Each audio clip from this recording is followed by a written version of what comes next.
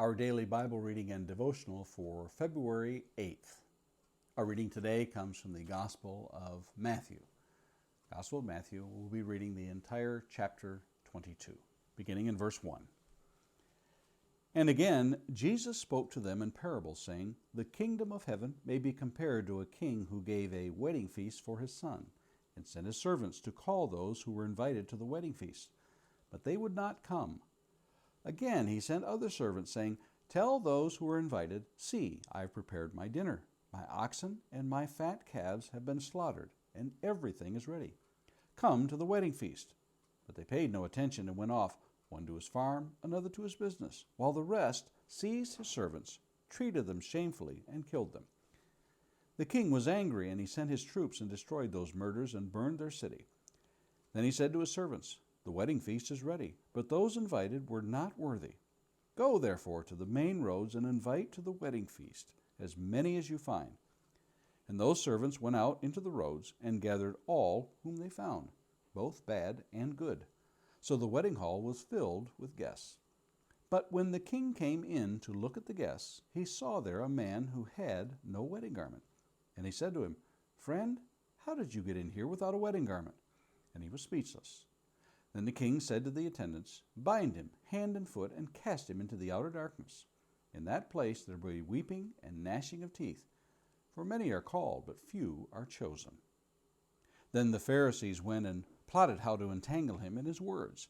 And they sent their disciples to him, along with the Herodians, saying, 'Teacher, we know that you are true and teach the way of God truthfully, and you do not care about anyone's opinion, for you are not swayed by appearances. Tell us then, what do you think? Is it lawful to pay taxes to Caesar or not?' But Jesus, aware of their malice, said, 'Why put me to the test, you hypocrites? Show me the coin for the tax.' And they brought him a denarius. And Jesus said to them, 'Whose likeness and inscription is this?' They said, 'Caesar's.' Then he said to them, 'Therefore render to Caesar the things that are Caesar's, and to God the things that are God's.' When they heard it, they marveled, and they left him and went away. The same day Sadducees came to him, who say there is no resurrection. And they asked him a question, saying, 'Teacher, Moses said, if a man dies having no children, his brother must marry the widow and raise up offspring for his brother. Now there were 7 brothers among us. The first married and died, and having no offspring, left his wife to his brother. So to the second and third, down to the 7th. After them all, the woman died. In the resurrection, therefore, of the 7, whose wife will she be? For they all had her.'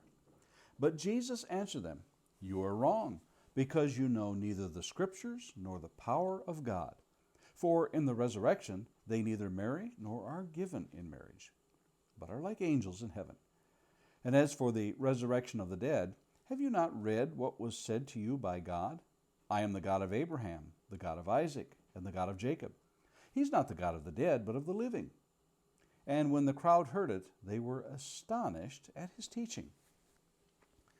But when the Pharisees heard that he had silenced the Sadducees, they gathered together. And one of them, a lawyer, asked him a question to test him. 'Teacher, which is the great commandment in the law?' And he said to him, 'You shall love the Lord your God with all your heart, with all your soul, with all your mind. This is the great and first commandment. And the second is like it. You shall love your neighbor as yourself. On these 2 commandments depend all the law and the prophets.' Now, while the Pharisees were together gathered, Jesus asked them a question, saying, 'What do you think about the Christ? Whose son is he?' They said to him, 'The son of David.' He said to them, 'How is it then that David in the Spirit calls him Lord, saying, "The Lord said to my Lord, sit at my right hand until I put your enemies under your feet"? If David calls him Lord, how is he his son?' And no one was able to answer him a word, nor from that day did anyone dare to ask him any more questions." Have you ever received an invitation in the mail and thought, "I just don't want to get one more invitation to a gathering"? No matter how important that event is to those people, you simply must find an excuse not to go. Worse yet, They call you shortly thereafter upon receiving the invitation and ask if you've gotten it, and you scramble to find a reason not to be there. Complicating even further the mix is the fact that it is family. Yogi Berra once quipped, "Always go to other people's funerals or they won't come to yours." In Jesus' parable here, he gives the key elements that help define the urgency of the lesson that is presented. A king gives a wedding feast for his son. Now, for most people, an invitation to a feast such as this would be an honor. For some, though, this may be just another event.